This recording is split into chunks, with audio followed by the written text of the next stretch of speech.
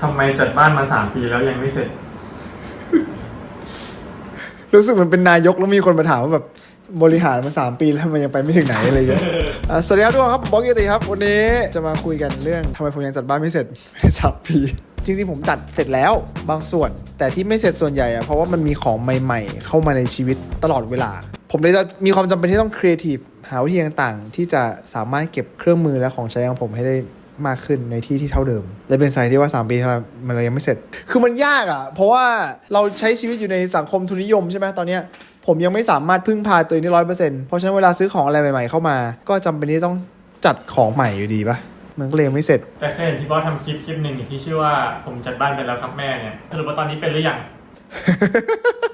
ตอนนั้นนะผมคิดว่าผมเป็นแล้วแต่ที่ไหนได้อันนั้นมันเป็นแค่เลเวล1ของการจัดของตอนนี้เหมือนแบบเลเวลในการจัดของเราอัพมากขึ้นเพราะว่าเรามีของที่ต้องจัดมากขึ้นด้วยมั้งหลังจากคลิปนั้นน่ะผมก็ได้แนวคิดมาจากอาจารย์อดัมซาเวจเขาเป็น prop master คนที่เก่งระดับต้นๆของโลกใบนี้เลยไม่ต้องรู้เลยมากรู้แค่ว่าเขาเป็นเมคเกอร์ที่เก่งมากคนหนึ่งแล้วผมก็ดูช่อง YouTube เขาบ่อยเขาก็จะสอนเคล็ดลับเล็กๆน้อยๆตลอดเวลาและหนึ่งในสิ่งที่ผมเอามาเนี่ยอาจารย์สอนว่าชั้นเก็บของถ้าคุณไม่อยากให้มันรกอ่ะมันต้องมีแสงสว่างทุกพื้นที่เก็บของของคุณถ้าแสงสว่างมันส่องไปแล้วมันชัดเนี่ยมันจะมีเหมือนจิตใต้สำนึกของมนุษย์เนี่ยที่อยากทำให้เราจัดของในพื้นที่ที่มันมีแสงผมก็เลยลองเอาสิ่งนี้มา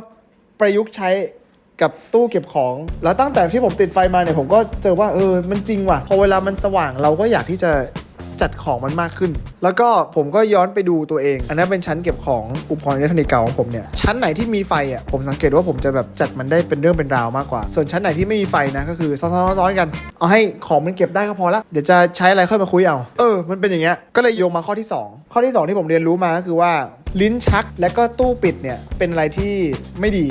เพราะเราไม่เห็นมันแต่ก่อนนะตอนผมจัดของใหม่ๆผมจะรู้สึกว่าเฮ้ยผมอยากมีตู้ที่มีฝาปิดเยอะๆมีลิ้นชักเยอะๆเพื่อให้ผมสามารถเก็บของได้เยอะๆและพอเวลาเก็บของเสร็จปิดกลับเข้าไปเรียบเนียนสวยงามนั่นคือสิ่งที่เราคิดไงแต่พอเวลาชีวิตจริงอ่ะพอเรามีลิ้นชักหลายๆลิ้นชักผมก็เจอว่าลิ้นชักเนี่ยมันสร้างนิสัยให้เราแบบหมกอะไรไว้ในที่เดียวกันอ่ะแล้วก็ปิดเราก็จะไม่รู้สึกว่ามันรกแต่จริงๆมันรกอยู่ในนั้นอ่ะแค่เพราะเรามองไม่เห็นมันใช่ต่อไปนี้ผมเลยรู้สึกว่าผมจะพยายามค่อยๆเอาลิ้นชักแล้วก็ตู้ปิดเนี่ยออกไปจากชีวิตเช่นอันนี้แต่ก่อนตอนนี้จะเป็นมีฝาปิดอยู่เนาะแล้วก็อีกหลายตู้ในสตูดิโอนี้ก็จะมีฝาปิดผมก็ค่อยๆถอดมันออกไปละเพื่อสารภาพบาปพอเปิดตู้ปุ๊บมันเหมือนการสารภาพบาปให้เราเห็นว่าข้างในอ่ะมันแบบ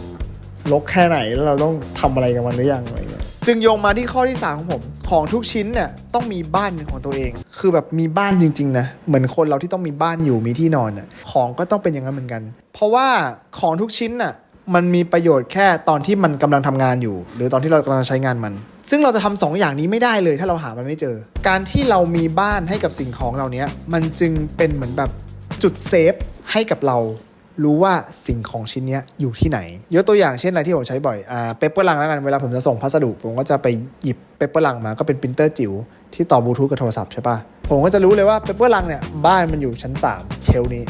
ตรงนี้แน่ๆเพราะฉะนั้นทุกครั้งที่ผมจะใช้มันนะผมจะส่งของไปรษณีย์ผมก็จะเดินมาตรงนี้ละหยิบใช้ได้เลยพอใช้เสร็จถ้าผมลืมแล้วผมวางไว้ที่พื้นนะผมก็จะรู้แล้วว่าเฮ้ย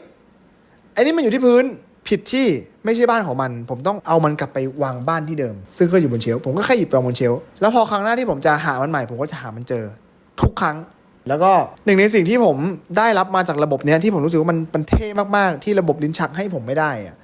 ก็คือว่าผมเห็นมันตลอดเวลามันทำให้ผมรู้เลยว่าเฮ้ยไอชิ้นเนี้ยเราไม่ค่อยได้ใช้มันนี่หว่าเราควรจะขายมันเราควรจะสะสางมันหรือเราควรจะทำอะไรสักอย่างกับมันถ้าเราไม่ได้ใช้มันจะพูดว่าปกติถ้าเราเก็บของในลิ้นชักเราไม่รู้หรอกว่าเรามีอะไรบ้างแล้วพอมันรกเราก็ไม่คุยมันไม่เปิดมันก็กลายเป็นว่ามันก็หมกอยู่นั้น5 ปี10 ปีรู้ตัวทีของมันไม่ทันสมัยแล้วมันพังแล้วก็ต้องทิ้งถังขยะอยู่ดีทำอะไรไม่ได้แต่ถ้าเกิดมันอยู่ระบบแบบข้างนอกที่เรามองเห็นได้เราเดินผ่านทุกวันใช้ไม่รู้ตาเราเห็นแน่พอตาเราเห็นปุ๊บจิตมันก็จะเชื่อมเองแล้วว่าอันนี้เราใช้อยู่ไหมเราจะเอาไปใช้โปรเจกต์อะไรต่อเปล่าถ้าคำตอบคือไม่ก็สะสางได้เลยแต่ถ้ามันอยู่ในลิ้นชักเราไม่มีทางได้ทำสิ่งนี้เลยพอเราได้อย่างนั้นปุ๊บมันกลายเป็นว่าคุณลองคิดดูสิว่าของทุกอย่างในชีวิตคุณถ้ามันใกล้มือคุณหมดทุกอย่างเลยมันจะเป็นยังไงผมประหยัดเวลาวันนึงไปเยอะมากไม่ต้องหาอะไรอีกแล้วนั่นคือเป้าหมายของผม ซึ่งผมมี KPI ของตัวเองแล้วว่าประสบความสำเร็จของการจัดของเวอร์ชัน2024 b o g g i a t i French Kids เป็นยังไงจัดของยังไงจะถือว่าดีสำหรับผมจะถือว่าสำเร็จสำหรับผมนะผมจะแบ่งของเป็น2ชนิดแรกคือ tools คือเครื่องมือถ้าเป็นเครื่องมืออ่ะผมจะให้โจทย์ตัวเองว่าผมต้องขยับได้แค่ไม่เกิน2 action เครื่องมือต้องอยู่ในมือผมพร้อมใช้งานเรียบร้อยยกตัวอย่างถ้าผมจะกินข้าวและเครื่องมือที่ผมต้องใช้คือช้อนซ่อมถูกป่ะถ้าผมเปิดเก๊ะช้อนซ่อมนับเป็น1 action หยิบช้อนซ่อมออกมาแอคชั่นที่2ได้แล้วของละโอเคอันนี้ถือว่าไม่มีอะไรต้องแก้ไขแต่ถ้าผมต้องเปิดเก๊ะหยิบทัพเปอร์แวร์ออกมาเปิดทัพเปอร์แวร์แล้วค่อยเจอช้อนอันนี้ไม่ได้ละหลายแอคชั่นเกินเพราะฉะนั้นถ้าเป็นเครื่องมือนะ2แอคชั่นห้ามเกินและถ้าเกิดเป็น raw material อ่ะผมจะให้ถึง3แอคชั่นอย่างเช่นผมอยากจะเอาไม้มาตัดสร้างอะไรสักอย่างหนึ่งผมอยากจะหยิบไม้มาตัดอาจจะหยิบบันไดมากางปีนบันไดไปหยิบของอาจจะเพิ่มอะไรประมาณนี้มาสักนิดหนึ่งอะไรที่ไม่ได้ใช้บ่อยผมจะอนุญาตให้เพิ่มสเต็ปได้แต่สุดท้ายทั้งนี้ทั้งนั้นทุกอย่างอะผมจะพยายามไม่ให้เกิน3แอคชั่นเลยทุกชิ้นอันนี้คือจัดของไงถือว่าดีสำหรับผมแล้วมันก็เป็นปัญหานะเพราะว่าเครื่องมือหลายๆเครื่องมือในเวิร์กช็อปอะมันขึ้นสนิมได้อะแล้วพอมันขึ้นสนิมได้กลายเป็นว่าเราก็ต้องเก็บในกล่องที่มันกันความชื้นแล้วพอเราเก็บของที่กันความชื้นอะแม่งแค่หยิบกล่องออกมาก็1แอคชั่นละเปิดกล่องก็2แอคชั่นละตายมันก็เลยเป็น challenge ที่จะให้ผมอะไปคิดต่อผมอาจจะคิดออกตอนผมอายุ50ก็ได้ใครจะไปรู้มันก็ไม่เป็นไรหรอกค่อยๆคิดไปอวดตู้หน่อยแล้วกันอวดตู้หน่อยอันนี้เป็นตู้เก็บเครื่องมือถ่ายทำทั้งหมดของผมนะครับตอนนี้ผมมีไฟเปิดอยู่แค่อันนี้อันนี้ผมขยับตัวมันจะติดเองอันนี้ตามทฤษฎีที่พูดหมดทุกอย่างเลยก็คือชั้นวางมีไฟทุกอย่างเข้าได้ภายใน2สเต็ปคุณพูดชิ้นไหนก็ได้ผมหยิบได้ภายใน2สเต็ปอะทานกล้อง1เดินนี่นับไหมเดินไม่นับคือคุณอยู่หน้าที่เก็บของแล้วให้อีก2สเต็ปอันเนี้ย1สเต็ปหมดเลยนะเว้ยเวอร์มากตรงเนี้ยอันนี้ก็เป็น1สเต็ปเช่นกันนะอันนี้คือระบบ French Kids ของผมที่ผมใช้การทำงานไม้แล้วก็การพิมพ์3มิติควบคู่เข้าด้วยกันนะฝั่งนี้ส่วนฝั่งนี้ก็จะเป็น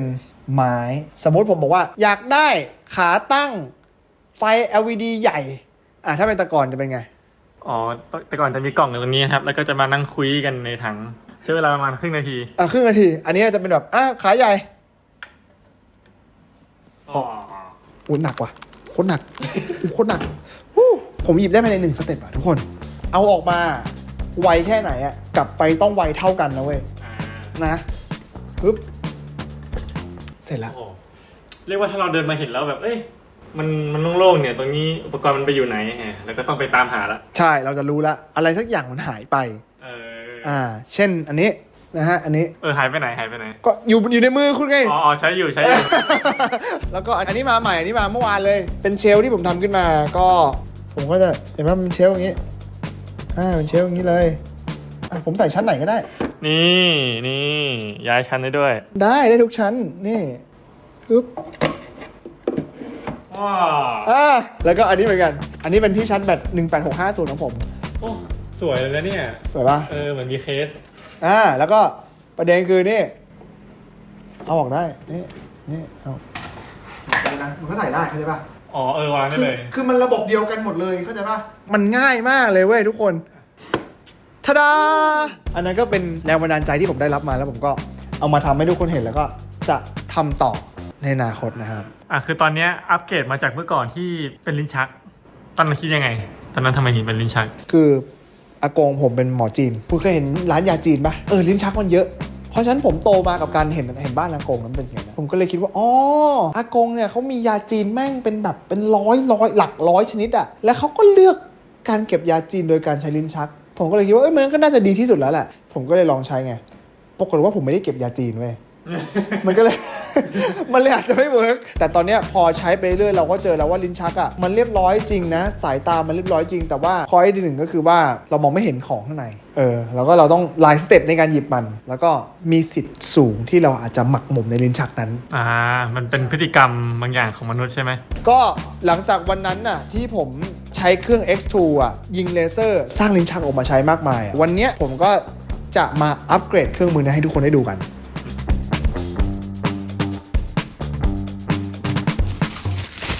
ก็มีฮันนี่โคมนะครับอันนี้เป็นพระเอกของเราข้างในเครื่องปกติมันจะเป็นอย่างนี้ใช่ป่ะเป็นอย่างนี้เลยเป็นแบนอย่างนี้เลยเป็นแบนอย่างนี้เลยแล้วเวลาเราจะยิงอะไรเราก็เอาไอ้เนี้ยไอ้เด็กแท่งๆเนี้ยวาง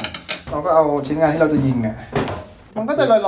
อยอยู่บนไอ้แท่งเหล็กเนี่ยซึ่งมันก็จะอาจจะขยับได้แต่ที่สำคัญคือถ้าเกิดเรายิงชิ้นเล็กๆที่มันอยู่ระหว่างเหล็ก2แท่งนี้มันจะหล่นลงไปข้างล่างเข้าใจปะ อ๋อแต่ว่าถ้าพอเราอัพมาเป็นอันนี้ปุ๊บอะผมก็สามารถที่จะแบบเอาเหล็กเนี้ยขึ้นมาวางปุ๊บสมมติผมจะยิงเอานี่วางปุ๊บล็อกเอาไว้สมมติอันนี้ไม่กึ่งกลางนะไม่เป็นไรมันก็ไม่ขยับไปไหนละแน่นเลยเพราะอันนี้มันล็อกอันที่สำคัญนะคือถึงแม้ผมจะยิงชิ้นเล็กๆอะมันก็จะไม่ตกลงไปข้างล่างยกเว้นชิ้นมันเล็กกว่ารูเนี้ยมันก็จะไม่ตกลงไปข้างล่างมันก็จะอยู่ตรงนี้เลย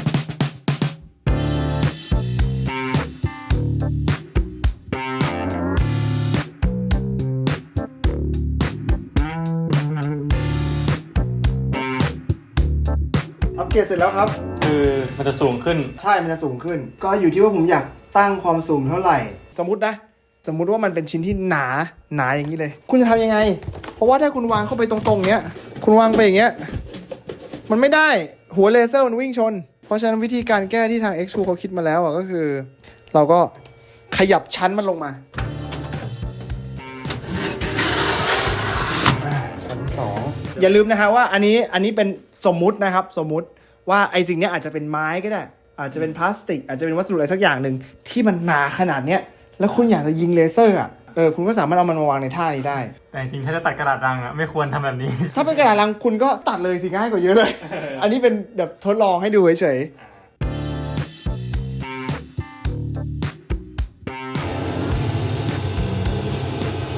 มันควรจะทะลุลงไปข้างล่างเลยนะเพราะว่าเราไม่มีอะไรบังไว้ข้างล่างถ้าเกิดมันตัดขาดไฟไหม้ปะไฟไหม้ปะเนี่ยไฟไหม้ว่ะ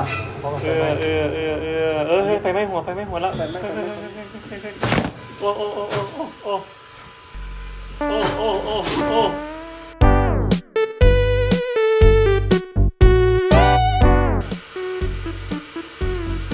การยิงกระดาษควรยิงแบนๆเท่านั้นนะฮะยิงแบบเมื่อกี้อันตรายมากนะทุกคนจะไม่ทำนะผมเปลี่ยนใหม่ละเดี๋ยวผมจะยิงอันนี้เป็นเก้าอี้จิ๋วที่ผมทำขึ้นมาเองสมมติผมจะยิงนี้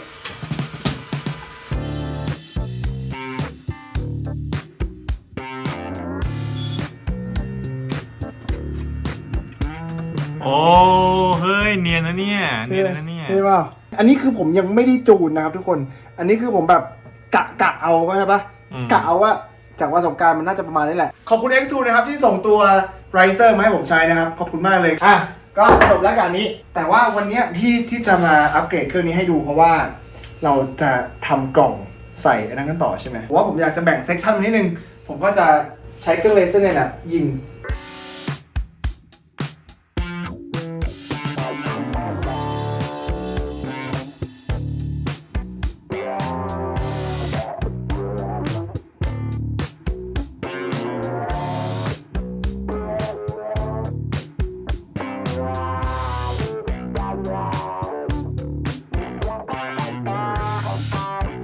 พอดีไหมมันจะพอดีไหมผมเป็นคนที่วัดพอดีไหมโอ้โหพอดีฮะนี่พอคุณเป็นเมคเกอร์คุณสามารถทำอะไรที่พอดีขนาดนี้ได้ขอสรุปคลิปนี้ไว้ว่าผ่านมา3ปีผมก็รู้สึกว่าผมก็ยังจัดบ้านไม่เสร็จดีๆแล้วก็คิดว่าในอีก3ปีข้างหน้ามันน่าจะเสร็จมากขึ้นแต่ถ้าเกิดไปถามผมในอีก3ปีข้างหน้าผมก็พูดว่าไม่เสร็จอยู่ดีแล้วแต่มันก็เป็นการพัฒนาที่ไปเรื่อยๆแล้วก็ทุกๆครั้งที่ผมกลับมาหันมาดูผลงานตัวเองในการจัดของผมก็มีความสุขนะใครที่รู้สึกว่าบ้านรกนะไปดูคลิปเก่าๆของผมว่าผมพัฒนาตัวเองมายังไงบ้างแล้วก็คุณอาจจะเอาเก็บเล็กๆเนาะผมไปใช้สักอัน2อันแล้วจะทำให้ชีวิตการจัดบ้านของคุณง่ายขึ้นก็ได้นะถ้าถ้าชอบคลิปนี้ขอให้กดแชร์ไลค์ subscribe ไปจัดของที่ไหนกันที่คุณอยากจัดแล้วเจอกัน